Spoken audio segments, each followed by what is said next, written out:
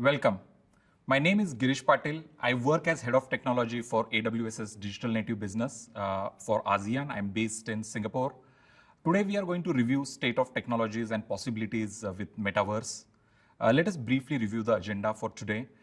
We are going to take a look at the history and the basic concepts. Then we are going to take a look at technologies that power Metaverse. We are then see a bunch of cool videos that show various use cases. And in the last part of the session, we will see how AWS can help you should you decide to start on this journey. Let us begin with a brief history and concept. Let us see where it all began. It began all with the beginning of the first era of computing, that is mainframe computing, and mainframe evolved into multiple eras right up to Metaverse in 2020s. The key technologies that are powering the Metaverse are virtual reality, augmented reality, mixed reality. So we first need to check whether those technologies are delivering production value or not. So what you are seeing on the screen is a screenshot from Amazon's app. That part of the app helps you figure out how a piece of furniture will look like in your house. That has definitely helped to push up the sale of furniture items. You're all familiar with Pokemon Go, which is a very popular AR game, and that has resulted in multi-billion-dollar valuation for the companies that created the game. So these technologies are already returning you real-life results. So if these technologies have been there for some time, what is so different about Metaverse? So we are going to see what is so different about Metaverse, but let us take a look at where this concept came from. Have you heard of this novel called as Snow Crash? It's a very famous science fiction novel. This is the novel that first discussed the concept of Metaverse. So in that novel, people are plugging themselves in and out of virtual worlds, and they are able to interact with other people in the virtual world. So let us define Metaverse, or let us see what are the characteristics of the Metaverse. And I could find no better definition than how Matthew Ball defined it, or how Matthew Ball characterized it. So in Matthew Ball's way of describing, Metaverse experiences have some or all of the following enlisted characters. The character or characteristics are that the experiences are persistent, they are synchronous and live. There is no cap on the number of users. The virtual worlds are fully functional economies. There is a lot of interoperability of the content. So you can move your stuff from one metaverse to another. And finally, just like real world, the way we are able to affect real world, in Metaverse, there is possibility of creating a lot of user-generated content. So let us first take a look at how a Metaverse experience looks like. This is the VR demo. So this is the demo for Horizon Workrooms. As you can see this demo from Meta, people are able to participate in meetings with their avatars. Avatars correspond to people. They're able to converse with one another. They are able to take a look at common screens. In such environments, people may also own some digital goods to show off their affinity to certain causes, etc. Let us take a look at another Metaverse experience. This time it is for AR, and what we are seeing particularly is AR Cloud. So AR Cloud helps you make sure that multiple users are able to see certain objects at certain places, and they are able to interact with those objects. With that technology in your hand, you can put up a lot of virtual objects at different points in different places in the real world. They could power a lot of interesting applications, and we are going to see some really cool videos to show what possibilities exist with AR clouds. So let us first take a look at technologies. We took a look at the hype and the concept. Now let us look at the technologies that make Metaverse experiences possible. So first is the headsets and goggles, right? So all of you have seen some of the 3D experiences, experience them through web, but dedicated physical devices are needed if you want to have a truly immersive experience. For VR, you will use head-mounted devices, which are simply referred to as HDMs. For AR, you will use your phones, or you will use AR goggles. By each passing generation, these devices are becoming more and more powerful in terms of compute. Their batteries are becoming more efficient. These devices carry better and better sensors that capture your gestures, and these gestures help you in turn interact with the metaverse experiences. So let us take a look at one such sensor. So this sensor enables finger tracking. So let us see how it can help. As we can see in this mixed reality experience, a person is able to interact with virtual objects with his fingers. He is not carrying any sensors or any accessories at all. So this makes for a far more comfortable experience because you don't have to wear any accessories. The next technology that makes metaverse experience possible is avatars. Avatars transport users to the virtual world. On upcoming devices, it is going to be possible to have eye and facial expression tagging. So your avatars will have more natural interaction with other people's avatars through eye movement, etc. There is another interesting thing that we need to note at this point. There are going to be two types of avatars, avatars that represent real people, and then there are going to be AI-powered avatars. And these AI-powered avatars are going to use technologies as natural language processing, etc., to deliver their performance.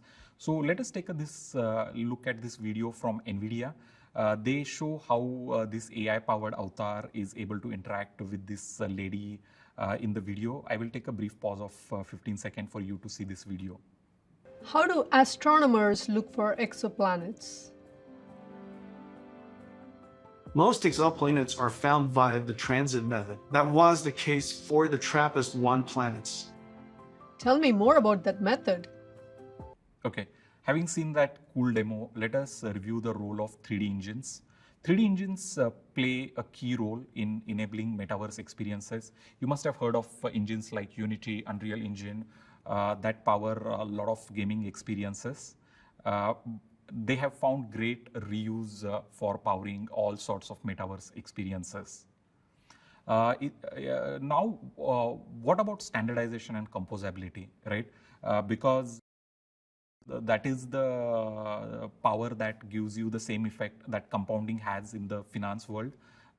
The experiences will develop rapidly if there is standardization of devices and software APIs. So one such standard exists. It is called as OpenXR. It is a standard for both VR as well as AR. What OpenXR seeks to simplify is VR and AR software development, enabling applications to reach a wider array of hardware platforms without having to report or rewrite the code again and again for each hardware or each platform vendor. OpenXR will create the same kind of magic, in my opinion. The kind of magic was created by TCP/IP and later by Java. There is one more thing that is happening which is pretty interesting.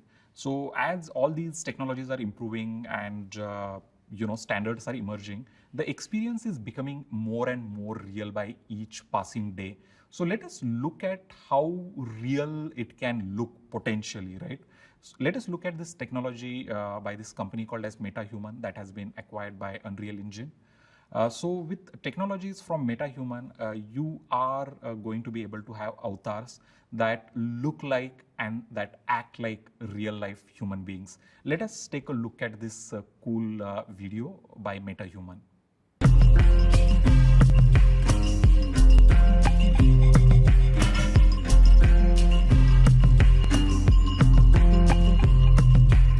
Okay, after seeing that cool video, let us take a look at what is called as ray tracing. Ray tracing technologies are going to make it possible to create more and more realistic scenes that are indistinguishable from reality. Ray tracing accounts for the fact that in any given room, light bounces in multiple directions and in multiple times all at once. And you have to take into account all these effects to create realistic looking images. Let us take a look at this cool demo by NVIDIA, where they showcase the real-time tracing technology, which they refer to it as RTX. It's a pretty cool demo.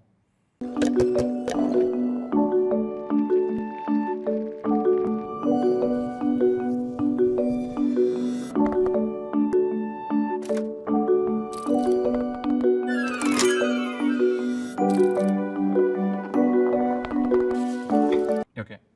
Let us look at some applications of AI and eye tracking now that makes the virtual reality experiences better. The first experience or the first technology is what is known as deep learning super sampling. Again, the demo is from NVIDIA. What you see on the left side is a low resolution image. What you see in the right side is a high resolution image. It looks more crisp, isn't it? The right side image. The reason for that is the right side uses a AI technique called as deep learning super sampling, and it adds additional details to a low resolution image to make it high resolution and make it look potentially more realistic. There is another great technique that is going to make the experience even better. It is known as eye tracking. Not all VR devices support it, but more and more devices are supporting eye tracking. And eye tracking makes what is known as foveated rendering possible. So what happens essentially here is that at any given moment, your eyes are only looking at a very small portion of the screen. So if you are able to figure out where the eyes are looking, you can use image creation techniques that will only have high resolution for that portion of the screen, and rest of the image will not have high resolution because you are not looking there. It is not needed there. So a lot of processing power can be saved by use of eye tracking and foveated rendering.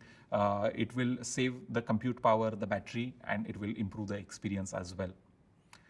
Now, having seen some cool techniques that make VR better, let us look at some techniques of technologies such as LiDAR, AI, and cloud that make augmented reality or AR better. So now cameras are available on phones, LiDARs are becoming available on more and more phones. These two devices can help you understand 3D structure of the environment around you. So this will allow you to properly place objects in the 3D environment.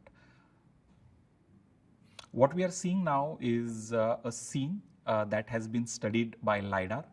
LiDARs basically emit lights and they study the reflection that results from that emission of lights, and that reflection helps system understand the structure of 3D space, particularly the surfaces. As of today, let me note that LiDARs are only available on high-end phones, but as things happen in the world of mobile phones, they will become far more commonplace in coming days. In addition to using techniques such as LiDARs, even the simple camera images can be analyzed with help of AI-based techniques such as semantic segmentation and instance segmentation, and it can add to your understanding about what objects are exactly placed in your environment. So these two technologies together will give tremendous understanding of the 3D spaces around you that will make AR experiences far more believable. Next screen shows what is known as AR cloud. Some of you may have heard this term for the first time, but this is going to be a very profound concept. AR clouds are going to be the key to power what is known as persistent AR experiences. And there are going to be variety of use cases. So this is how AR cloud has been defined by Ori Inbar, who is one of the thought leaders in this space. It is basically AR cloud it's a persistent 3D digital copy of the real world to enable sharing of AR experiences across multiple users and devices. With the AR cloud, the how-to use of every object, the history of any place, and background of any person can be found right there on the thing itself. Okay, so you will have a lot of information contextually available where you need it, and the applications are immense. Let us take a look at this video. This shows an application for maintenance professionals. So in any city, there is a lot of infrastructure that is under the ground, such as drainage, water supply pipes, fiber optics cables, electricity cables, etc. And it is quite common for those things to be harmed during routine maintenance. It of course happens accidentally, but it happens quite frequently because people don't know what is there under the ground where they are digging. With AR cloud, it is going to be possible to surface the information about structures or infrastructure that is on the ground for the convenience of the maintenance professionals. when they go to that place. So they are wearing these AR goggles or they are using their tablets, and the system can surface information about the underground infrastructure to them so that they know what is underground and they don't end up accidentally harming it. Please take a look at the video. It's a pretty cool application.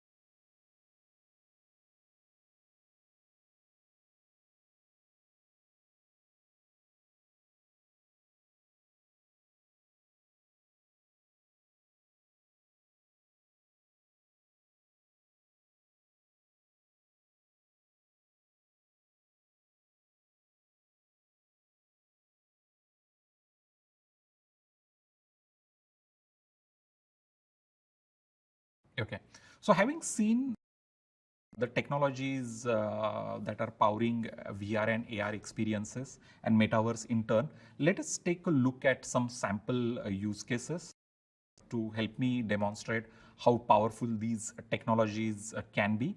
And I have particularly chosen non-gaming applications because gaming applications are quite obvious to everyone. So let us start with AR for skill augmentation. So in this demo, what you are seeing is AR is being used to assist low-skilled workers by providing them useful information contextually. Okay, so in this demo, to that worker, AR is providing information about various pins on a printed circuit board, which is referred to as PCB. So the worker doesn't have to know what each and every pin does. The information is superimposed on the circuit board by help of AR device.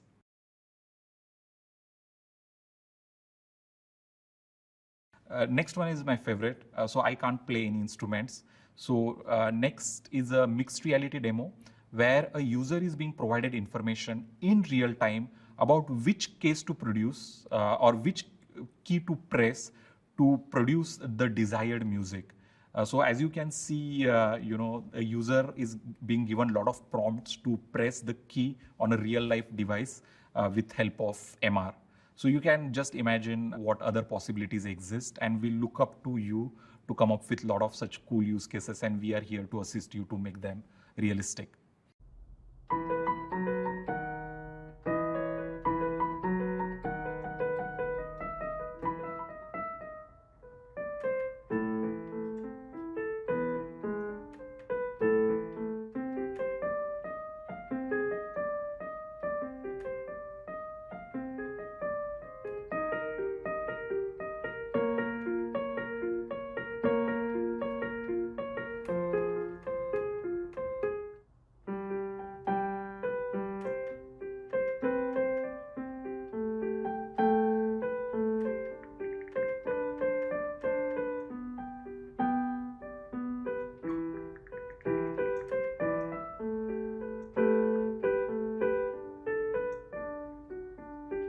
Now let us look at more examples.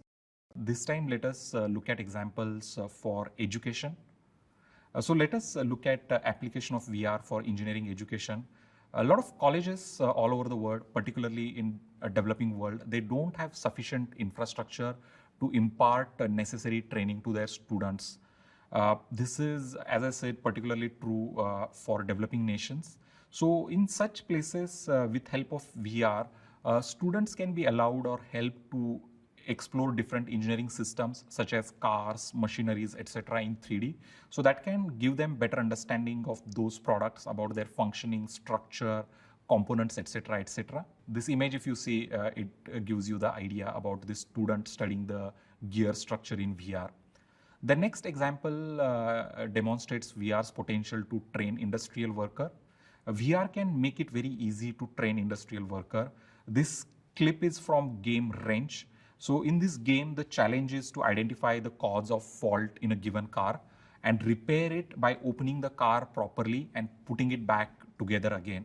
The idea is, in doing so, you will understand how to analyze faults in a car and repair them. So such experiences can be extended to other industrial training use cases as well.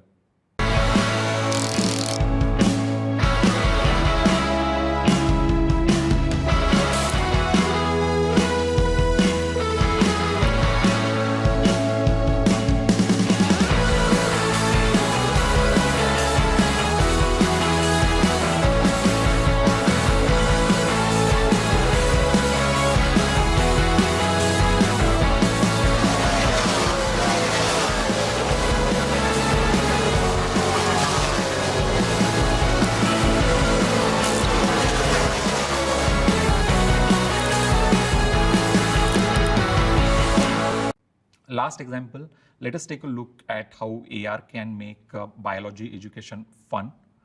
So again, it is hard to have access to all the biological objects for any training institute. This demo that you are seeing on the screen, it shows you how a human body can be studied with help of AR experience.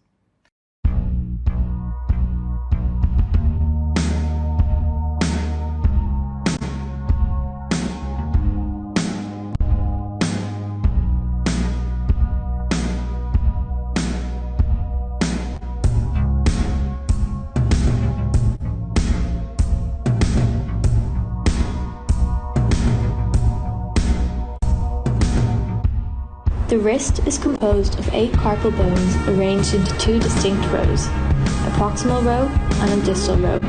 These small bones provide flexibility to the wrist. There are 4 bones in each row.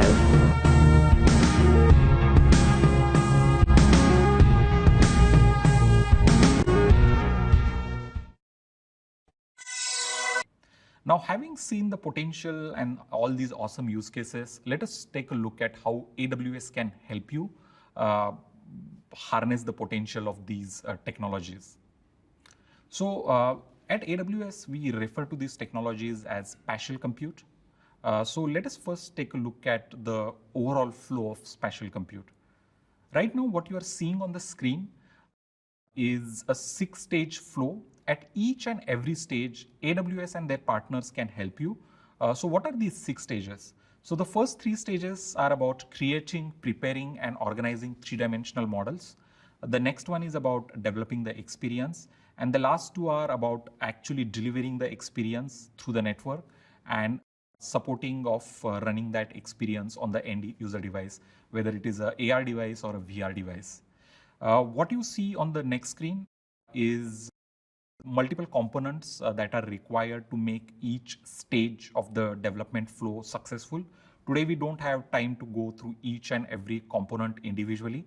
I highly recommend you revisit this presentation and search AWS literature to learn more about each of these components. So let's focus a bit before we end for today on some key solutions and their reference architectures that you would find pretty useful. So first one is photogrammetry.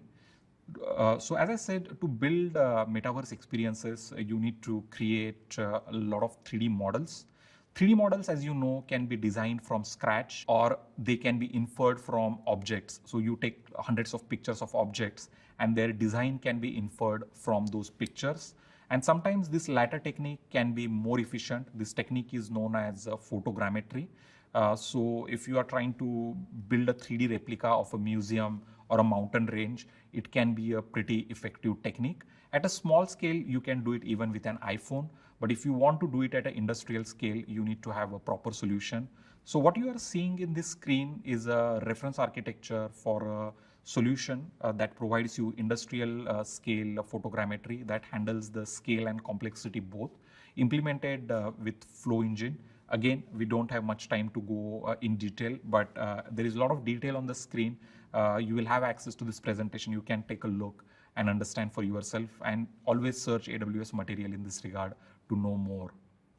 The next one is the file conversion pipelines. These are pretty important because most of the companies, they don't start from the scratch. They already have some 3D models prepared for various buildings, machinery, city plans, etc. Prepared using popular 3D formats in CAD world. But the problem is these formats are not very friendly or accessible to be used on 3D engines like Unity, Unreal, etc. So there is this new format called as GLTF that creates a very compact representation of the 3D object which can be consumed in the popular gaming engines. So you will need to convert your CAD images into GLTF format. So what you are seeing on the screen is a reference architecture to do the same using PyXYZ software. Last but not least, you will also need to have a proper 3D content management system. And this is very important because you might have a metaverse experience with tens of thousands of buildings and millions of objects, and you will keep changing the designs of those objects. So you will need to have like a proper content management system to manage the authoring and the delivery process of all those objects. What you see on the screen is a reference architecture for the same. Again, we do not have time to go in detail, but please note that this system makes use of AWS FX file system service as well as AWS GPU instances. You can find more information about that on the AWS site. Last but not least, VR AR steaming. So we talked about head mounting displays and we talked about goggles, etc. But sometimes you might have lightweight clients. So the only option that may exist with you is streaming of the experience from the cloud or the edge. Okay. So in this case, what happens is the rendering or the image creation happens in the cloud and it gets streamed to your light client. This will not work well in each and every case, but it can work well in a lot of use cases. Okay. And this takes away the processing workload away from clients. It allows you to make use of superior hardware that is available on the cloud or on the edge for techniques such as ray tracing, which are capable of producing very realistic images. The architecture that you are seeing on the screen, it makes of EC2 GPU instances, and it makes use of NVIDIA Cloud XR software, who happen to be one of our partners. Okay. Now, one of my favorite new things in this space, O3DE. As I mentioned earlier, 3D engines are needed to provide 3D experience to your users. There are royalty-based engines like Unity and Unreal, which are very capable and powerful. I love them. There are also options like O3DE, which have been contributed to Linux Foundation by Amazon. This project is supported by multiple major companies in the industry, and it is completely free and open source. I highly encourage you to explore this project. With that, let me take a moment to thank you. I hope all this was very interesting and inspiring for you, and you make use of this information to build metaverse experiences that are appropriate or beneficial for your business. If you want to learn in-demand AWS cloud skills, please access the resources that have been linked on this screen. And to learn about this and more exciting stuff from AWS, please follow us on the social media at these respective handles. With that, I would like to thank you. I hope this was useful to you and you will make use of this information and will come back to us with your questions and challenges, etc. We look forward to talking to you soon. Thank you.